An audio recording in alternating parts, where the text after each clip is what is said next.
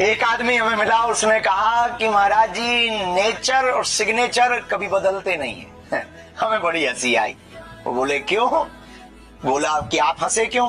हमने कहा भैया नेचर और सिग्नेचर दोनों बदल जाते हैं। उंगली पर चोट लगे तो सिग्नेचर बदल जाते हैं और दिल पर चोट लगे तो नेचर बदल जाते हैं। इसलिए जिंदगी को बहुत सावधानी पूर्वक जियो, होश में जियो, सरलता से जियो। जोश के साथ होश बहुत जरूरी है, क्रोध के साथ बोध बहुत जरूरी है।